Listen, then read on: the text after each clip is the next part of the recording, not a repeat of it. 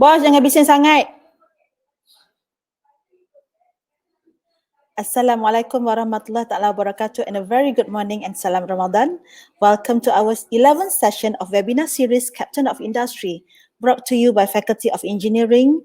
We are initiating university industry collaboration during MCO to have a platform with our Captain of Industry to share their thoughts, way forward and challenges during post-COVID-19. Now we are streaming live from Facebook Faculty of Engineering. Today, we would like to welcome Yang Berbahagia Dr. ANDI Eka SAKYA, Secretary General National Research Council of Indonesia, with his topic today entitled Natural Disaster, Multi-Hazard Early Warning Systems, Present and Future. Without further ado, I would like to invite Yang Berusaha, Professor Dato Engineer Dr. Muhammad Rafiq Dato Abdul Kadir, Dean Faculty of Engineering, to introduce our captain today. Over to you, Dato. Thank you, Murni. Assalamualaikum warahmatullahi wabarakatuh. And a very good morning to our speaker today, Dr. ANDI Eka SAKYA. And also a very good morning to all of you watching this Captain of Industry webinar live through our Faculty of Engineering Facebook. First of all, I would like to say thank you so very much to our presenter today. Despite his busy schedule, can still slot an hour with us to share with us his vast experience leading such an important and huge institution. Let me brief all of you a short biography of our speaker.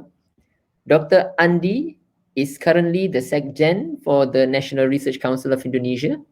He assisted the aeronautical engineering team in UTM to design the now UTM low-speed wind tunnel back in 1995.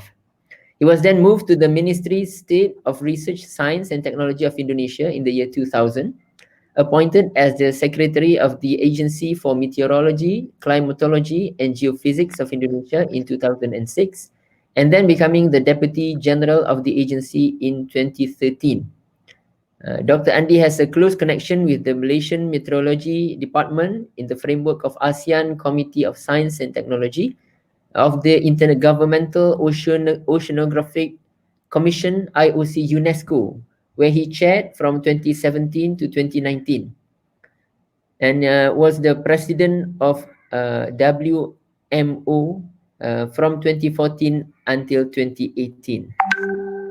Among the awards that Dr. ANDI received include the Indonesia Geophysical Expert Association Awards, ITRA Adi Karsamadya Awards from Institute of Technology Sumatra, Bintang Jasa Utama Honorary Star from the President of the Republic of Indonesia, Ganesha Wirya Jasa Utama Awards from Bandung Institute of Technology, Satya Lancana Wira Karya Honorary Awards from the Government of Indonesia, Satya Lancana Karya Satya Honorary Awards from the Government of Indonesia for 10, 20 and 30 years period of dedication as a civil servant.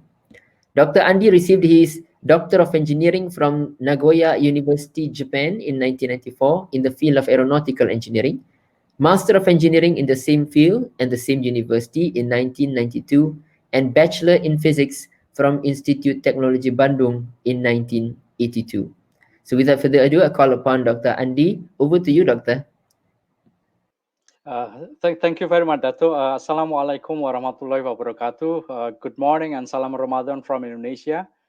Thank you for your introductions. First, I would like to thanks to the Dean of the Faculty of Engineering of UTM, Professor Dato Dr. Muhammad Rafiq, and all his staffs for having given me an opportunity to talk in this esteemed Faculty of Engineering UTM's webinar. I'm very much proud and honored to be invited as a captain of industry in the framework of university industry collaboration toward nations building post-COVID-19. I would like also to acknowledge Professor Suhaimi, whom I know since 1995 when UTM low-speed wind tunnel at the Aeronautical Engineering Department of UTM was constructed. Now I'm not active anymore, but his encouragement has made me dare to accept the invitation and share with you about multi-hazard early warning system, present and future. My first acquaintance with UTM, as the Professor Dato mentioned, in fact started date back in 1995 as a young researcher at the Aerogas Dynamic Vibrations Laboratory Agency for the Assessment and Application of Technology, known as BPPT of Indonesia. I was assigned to support the designing process of UTM per low-speed wind tunnel, back and forth to Johor Bahru from Jakarta. Professor Suhaimi and Dr. Muhammad Kir always accompanied me, whom I appreciated and enjoyed very much. In 2000, I was tasked to the State Minister of Research and Science and Technology, and 2006 was appointed as Setiausaha Pejabat of the Agency for Meteorology, Climatology, and Geophysics of Indonesia. And in 2013, I became the Director General of the agency. It was started in 2006 that I started to deal with disaster matter, particularly early warning system. And as you remember that in 2004, we hit by gigantic tsunami in Aceh. And this started for me to deal with this real problem. 2006 to 2017, I engaged directly in constructing the Indonesian's multi-hazard early warning system. And that also kept my relations with Malaysia through Malaysia Meteorological Department. It was in Putrajaya when I was elected as chair of the Indian Ocean Tsunami Warning and Mitigation System under the IOC, International Oceanographic Commission of UNESCO in 2017. And my meeting with Encik Alwi, the Director General of Malaysia Meteorological Department, from 2014 to 2019 was a periodic, either in the framework of UNESCO or ASEAN through subcommittee of commissions of meteorology and geophysics, or through WMO. So far, I was the president of WMO Southwest Asia Pacific Regional Association from 2014 to 2018. In the next slide, let me share the coverage of my talk.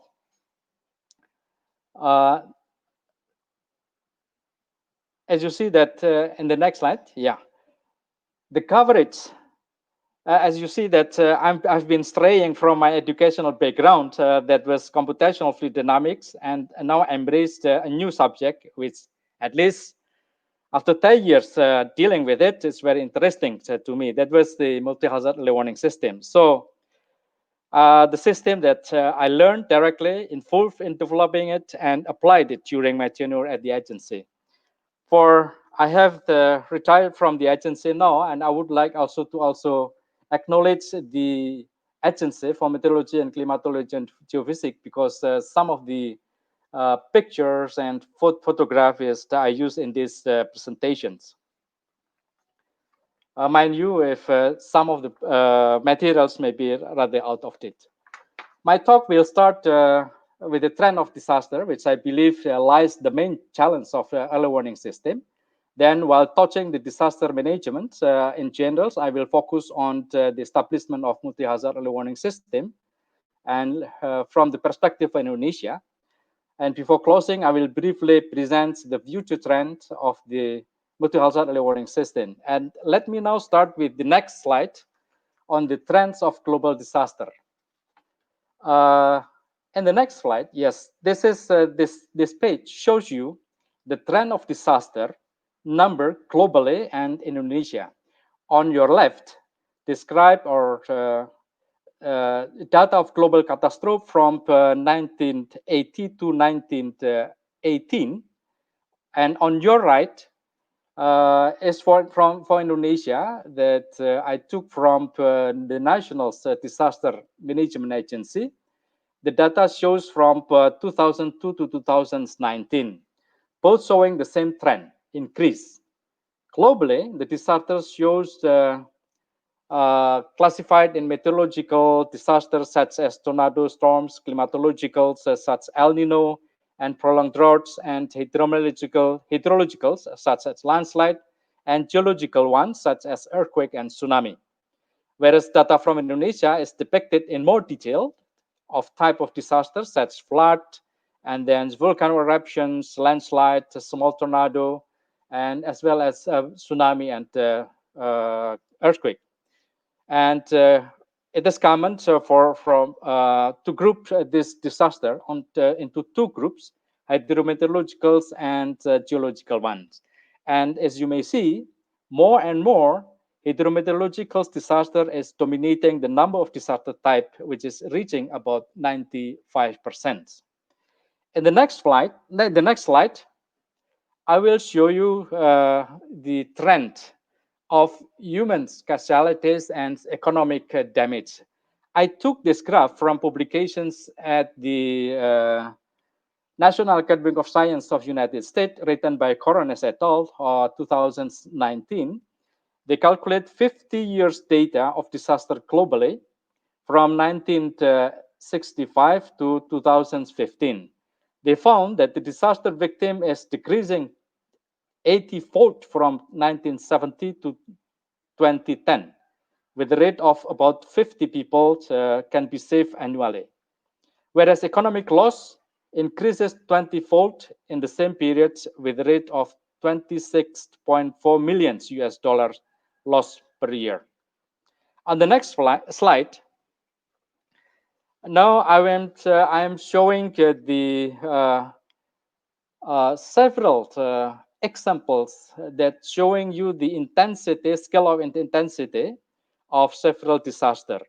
First, on the left part, the one that happened in 2014, I think you may still remember this event, which was considered as the costliest flood event in Malaysian history.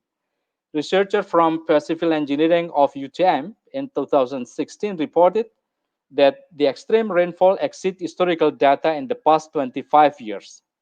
Apart from that, Malaysia's meteorological department had already issued warning about the the occurrence, which was related to the northern cold surge 1 week before. And the next one, I mean the El Nino 1915. And you and all of us know the impact of the prolonged drought that is caused. And my first briefing at the cabinet meeting about the potentials El Nino was the mid of May, well, far before it gets bigger in the period of July to September. For Indonesia, the prolonged drought has cost about 220 trillion Indonesian rupiah, which is about the same as 2% of GDP. And the 2015 El Nino was the worst after 1998. The third example is the Mekunu tropical cyclone, which hit Oman beach in May 2018. It brought heavy storm surge with 12 meters of wave height. Although no single casualties was reported, the scale of intensity of the event was the first ever in the history of Oman. Lately, the multi-hazard early warning system was detected since the high pressure identified more a week before in the Indian Ocean, and the path is able to be monitored in hourly basis. And then the last one that I would like to show you, to share with you, is the disaster in Japan in July 2018. Following the tropical cyclones Papyrons that swept Japan in June 2018. And then extreme climate events brought unprecedented amounts of precipitations throughout Japan and caused havoc in the country in July 2018 and killed at least 200 people and caused immense damage due to flash flood and landslide. And officials at the Japan Meteorological Agency described the event as heavy rain at a level we've never experienced before. List of the extreme events can be added. For example, in Indonesia, we noted in early 2017 three tropical cyclone entering Indonesian water, which never before happened in the history. Two tsunamis in Palu and Sunda Strait were introducing a new type of non-tectonic tsunami, which prompted a review on the existing early warning system in the world. From the point of view of the existing early warning system, those events, apart from the intensity and scale that is very high, especially hydrometeorological disaster, can generally be detected before reaching a certain location, so that authority can issue the alert timely. Let's now come into the disaster management, I would like to talk about disaster management, touching the early warning system in terms of concept. In the next slide, this slide is compiling several factors why disaster caused casualties. First is related to the supporting capacity of nature, which is increasingly vulnerable. The second, due to the impact of disaster, which is unknown. And then the third is mechanism of hazard become disaster is not well understood. And the fourth, disaster occurs in the populated areas. The fifth is early warning system in the area of exist, if suppose exist, not working properly, or sometimes the disaster intensity exceeded the one that ever occurred in the locations. Six, communities do not respond as expected, like the one that happened in Japan, where people are instructed to be to evacuate, but they don't evacuate themselves because they feel that more than 25 years staying there, that never happened before. Seventh, the absence of regulations to support the undertaking, for example, building code, shelter, and others. On the next slide, I will elucidate or what we mean is actually about early warning system. Early warning system in principle should have two basic things.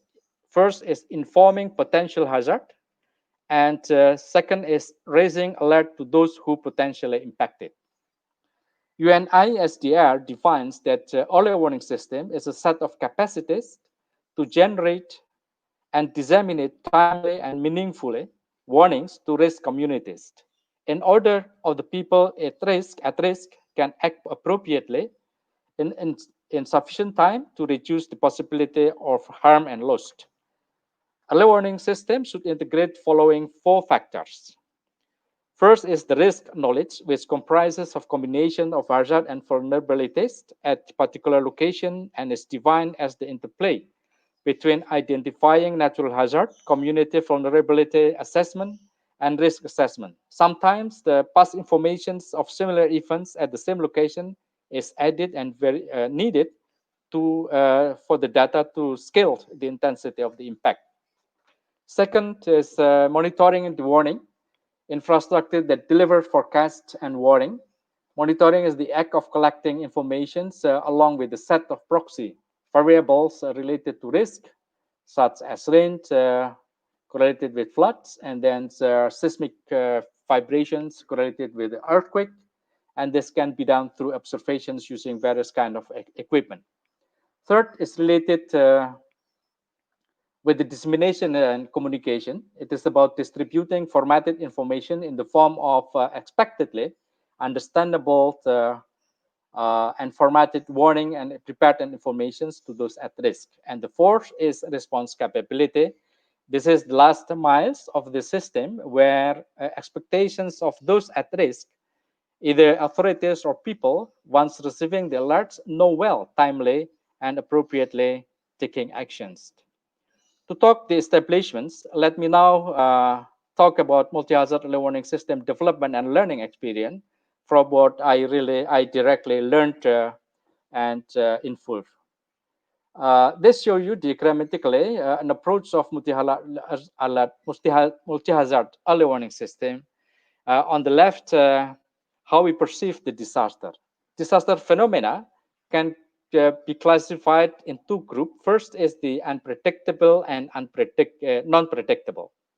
In terms of response time, there is a fast onset and slow onset, or fast and short onset. Meteorologicals and geophysicals is in the category of short onset, whereas the climatology is the long onset, slow onset. Yes, and earthquake is the, well, at least until now we haven't able to be predict, even using the current technology that is available. The alert or early warning system information should be resulted in quick manner, timely, accurately, and should be broadly disseminated, as at least for Indonesia, because we have more than 70,000 islands, and then in understandable format of alert information. In terms of approach, early warning system bears two structural and non-structural components. The structural component is related with technology, whereas non-structural side deals with authority and community at risk. The systems start from observational part at the front end and followed by processing and database in the middle, and communication facility bridging the system with the institutional interface and communities at risk at the downstream. As you remember that after facing the boxing days of Aceh tsunami dated back in 2004, Indonesia, supported by donors country, established the so-called Indonesian tsunami early warning system. And in fact, prior to the Aceh tsunami, the information of earthquake and potential tsunami took more than 1 hour to be processed and ready to be disseminated due to a limited number of sensor processing and communication facility. At the times of the official inaugurations in 2008, November, the Indonesian tsunami early warning system has enabled to deliver information within 5 minutes, comprises epicenter and depth, scale of magnitude, time of incident, and whether this induced a tsunami. This information is then directly disseminated nationwide. And thanks to the collaboration with all television broadcasts, all television broadcasts would immediately stop and switch to broadcast the tsunami informations. That is a breaking news. And learning from and replicating the success of Indonesian tsunami early warning system, we developed the so-called Indonesia's meteorological early warning system, which officially started in operations in 2011, and similarly with the Indonesian climatological early warning system in 2013. In the next slide, I just would like to show you about some of the results that each of the early warning system that we produced. First is on the left upper, the Indonesian tsunami early warning system. The informations that has been produced is about the depth, locations, and then the potential tsunami, and then every 10 minutes, every certain period of times, we regularly produce the information just to update the reality. And then on the neck, I mean the on the right upper top is the Indonesian's meteorological early warning system. They produce the information related with extreme weather, for example, heavy flood, potential heavy rain, and then potential flood, inundations, coastals, and then with height or fire danger rating systems, volcanic ash, and then on the left bottom, this is the Indonesian climatological early warning system, where we produce the potential, for example, prolonged drought or El Nino, for example. Related to that, I would like to mention that Indonesia and Malaysia under WMO Area 5 or Asian Coast, we collaborate in a close cooperations to develop the radar integrations and climate field school. The radar integration is anticipating the global air navigation program that will be materials in 2028. At least the systems will comprise the observations, which is now more and more automatically conducted. There is a processing system where statistics assembles and other methodology is being done, especially on now is more and more the numerical weather simulation is applied, and then it's also using the supercomputer and big data, and then the disseminations of generals and potential hazard. In the next slide, I would like to share with you at least the pictures of the task and the role of the agencies. As you can see from the illustrations that shows the distributions of the observation equipment. PMKK has 192 brands nationwide. Different colors shows different tasks. Meteorological, the red one, and then the blue one is climatology, and also the geophysics is the yellow one. There is at least 22 radio sonder, basic upper air measurements that launch the balloon twice every day, and then also the lightning detection in every locations. There is 61 locations, and then automatic observation system in several area. And then on the next slide, I will show you the radar network. We have at least by 2016, we have 40 radars, and I think now they have more than 40 radars. That the agency aims at having about 70 radars to cover all islands. The radar factory and number is shown in this page, and the challenge of this radar is because of the vector is different, so the challenge is lies in the how to integrate all the information. On the next slide, just showing you the picture in collaborations with the Sea Transportation's Director Generals. We installed the automatic weather stations in several regular vessels, and all data are directly transmitted to the headquarters every 10 minutes. On the next slide, I will show you the collaborations that international cooperations, because sometimes in the oceans we don't have any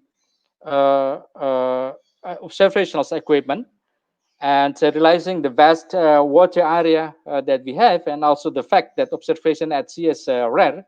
So the international cooperation is initiated through the so-called Indonesia Prima program initiative on maritime observation and analysis, where we assist in maintaining Rama buoy in the Indian Ocean using our research vessel. And while sailing approximately 2 months, measurement of weather and climate parameter in the oceans is being done using modern equipment such as acoustic Doppler, current profiler, and multi-beam sonar to track the plate and etc.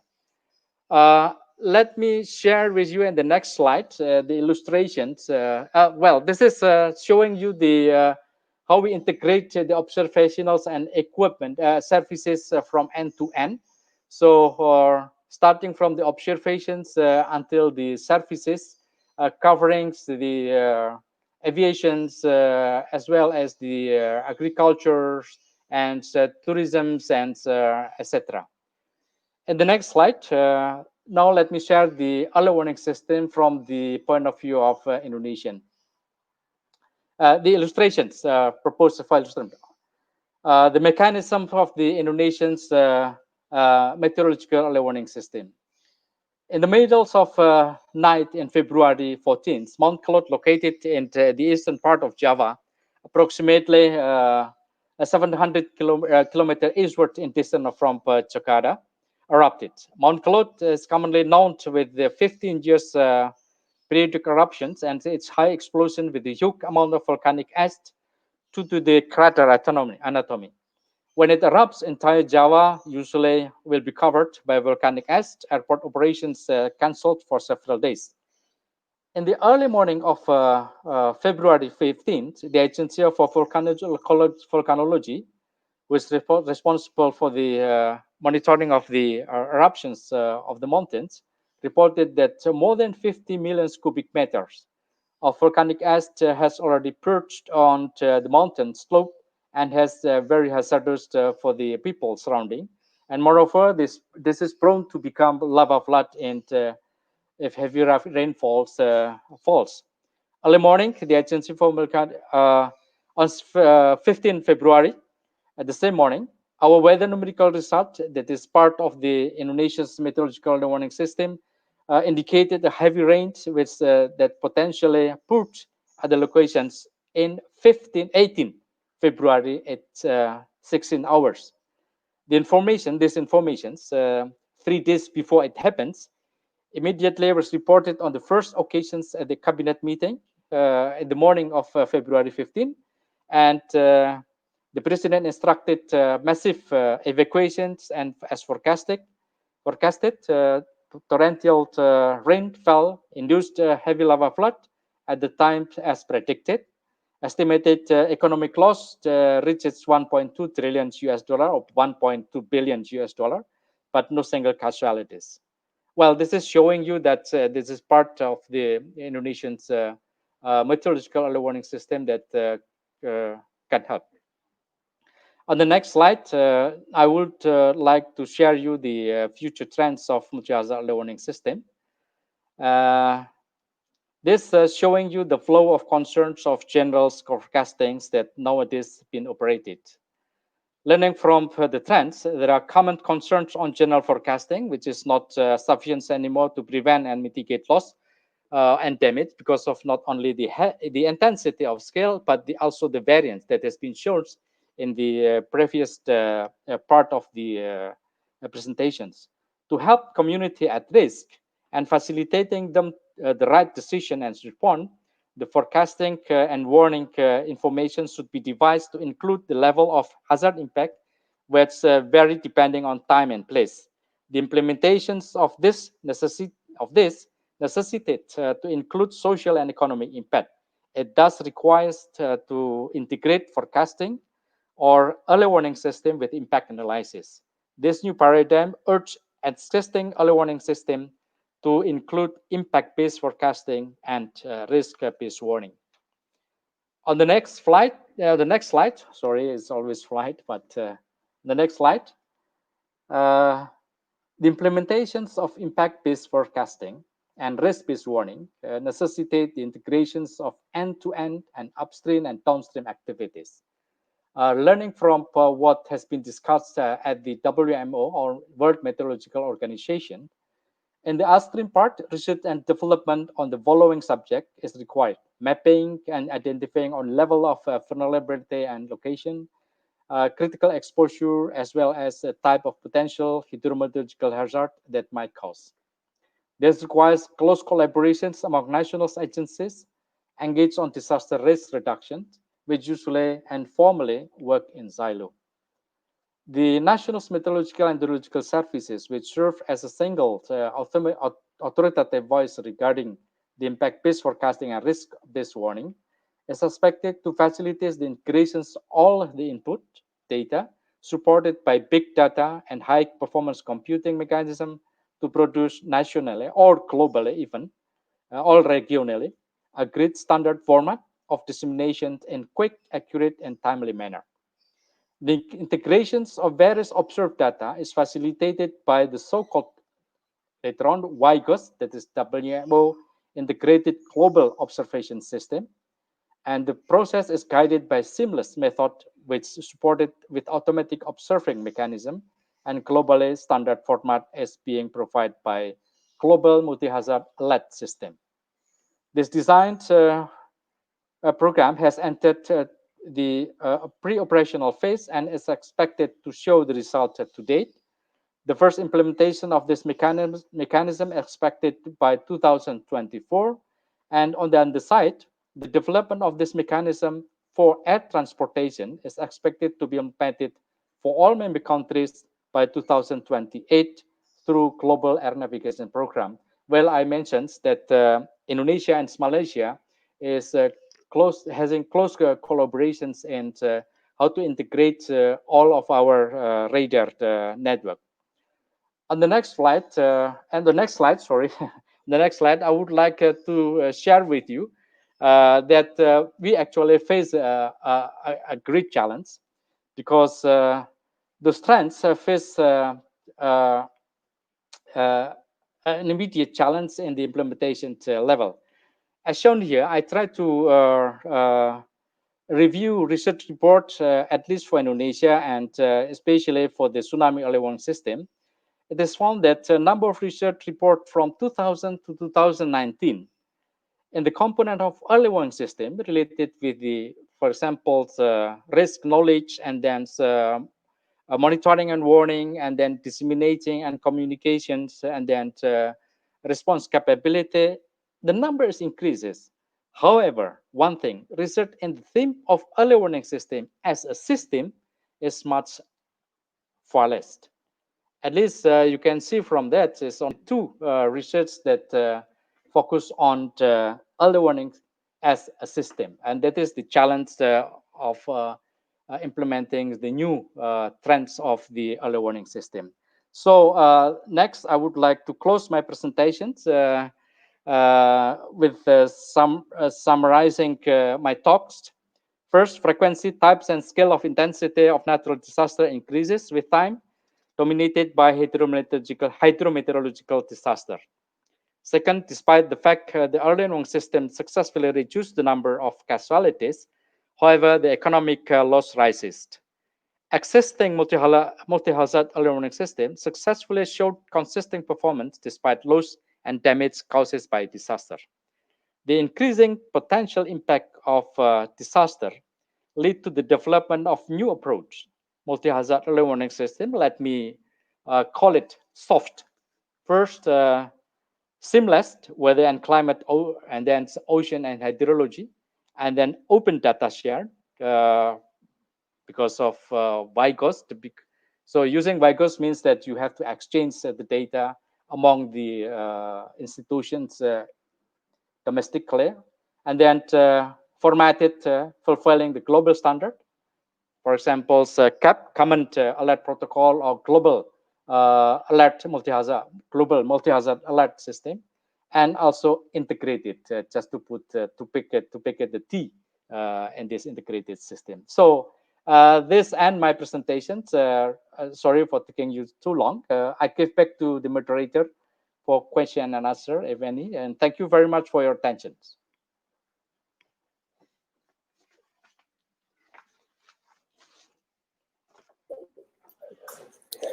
Thank you very much, Dr. Andi, for your thoughtful, insightful, and also very good sharing with us today. And we are so enjoy with your talk today.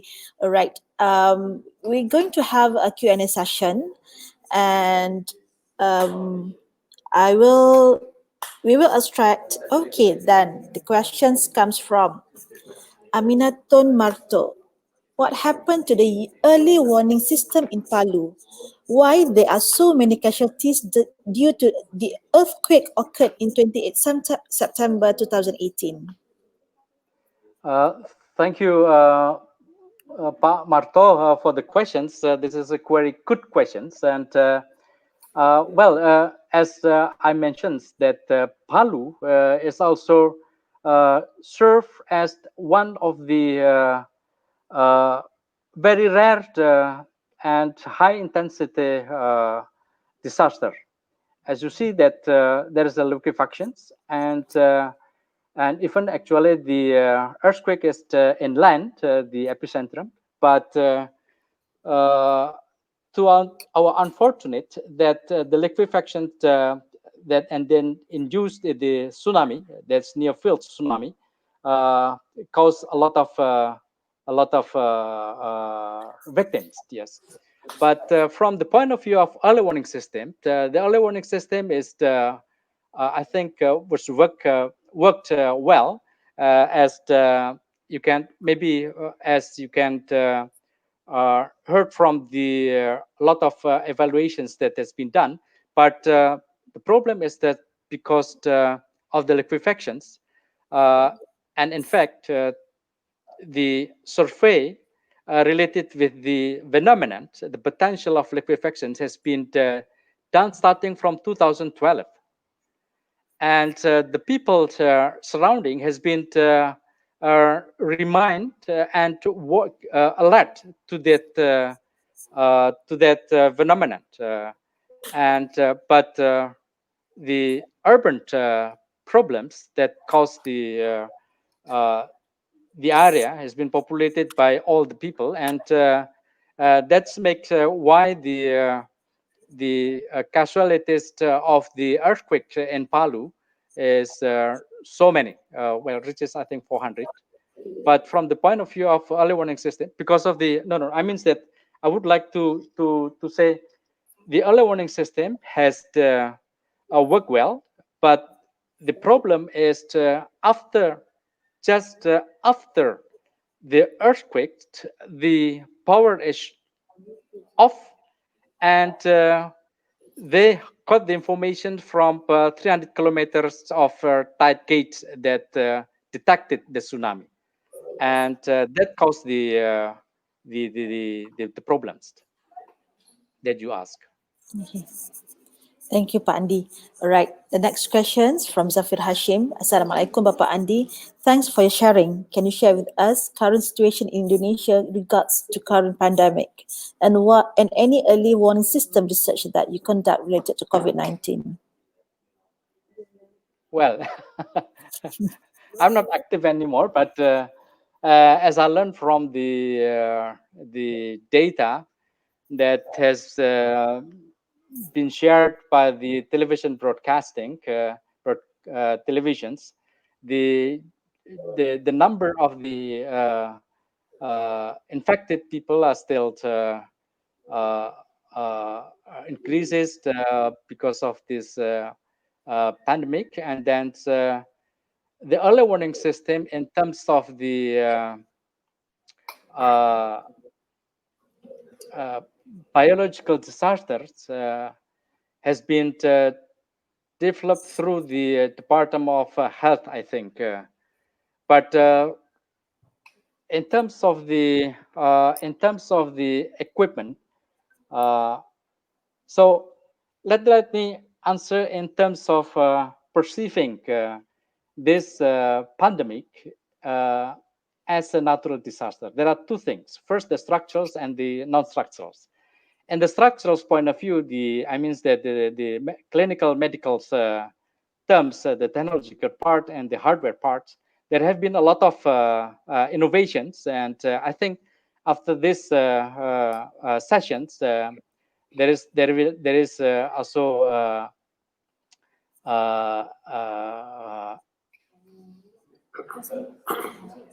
event the ceremony where innovations on ventilators and then rapid tests and then also the mobile tracking of the people are being held in the palace.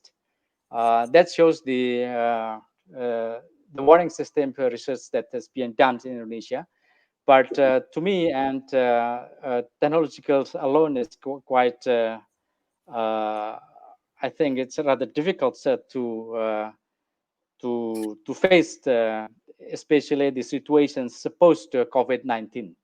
So we have to engage to encourage the people to share the literacy and then awareness in terms of the virulency and then also the transmissions, so that the peoples can help the governments and reducing and preventing the disease. Sorry if I'm not engaging directly with the cases. It's okay. It's okay. Thank you so much, Dr. Andi. Okay. Thank you very much for your time and your effort with us today. And we are very honored to have you. And despite our very busy schedule, you are giving your precious time with us, and we are trying. We believe that it would benefit to our students, alumni, our staff, and also community as well. All right. I think that's the last questions. Okay, all right, from Rayon Salman, thank you, UTM, for this webinar. Okay, thank you so much. It's And our pleasure. so Actually. thank you very much, and it's honored to me, for me. All right. It's Okay, honored. I'll pass back to Yang Berusaha, Datuk Rafiq, for his last few words for today. Over to you, Datuk. Thank you, Murni. Dr. Andi, thank you so very much for spending your time with us this morning. By the way, I had a discussion with Prof. Shohaimi. I think it was yesterday or 2 days ago, because we have, as one of our adjunct professors, the Secretary General for the Ministry of Science, Technology and Innovation of Malaysia. Yeah. So we were Yeah. discussing whether, if it is possible after this, that we had a discussion government to government, G to G, because Dato Siti Hamisa is now our adjunct professor, who is also the Secretary General of the Ministry of Science, Technology and Innovation. So we want to link between the two government and see, on areas where we can collaborate together. Well, my pleasure if I can be of help, and honored to facilitate the collaborations. Excellent. Thank you very much, Dr. Andy. And to all of you joining our webinars, thank you so very much. And I would like to ask you to now, yes, that's the image. And I'm supposed to show you like this. Yes. Don't forget to like, comment, and share our Facebook. There will be a lot more Captain of Industries coming in the next couple of weeks. So stay tuned. Back to you, Murni. Thank you so much, Dato'. Okay, thank you for our viewers today. It is always a pleasure for us for having our large number of viewers for our webinar, Captain of Industry. Please wait to our upcoming webinar with our next Captain of Industry, and surely with interesting issues. Stay safe, stay healthy, keep your social distancing. Live from V01 Faculty of Engineering, UTM Johor Bahru. Please don't forget to like, comment, and share our program. Have a good day. Stay safe. Wabillahi taufiq wa hidayah. Wassalamualaikum warahmatullahi wabarakatuh. See you next time. Bye.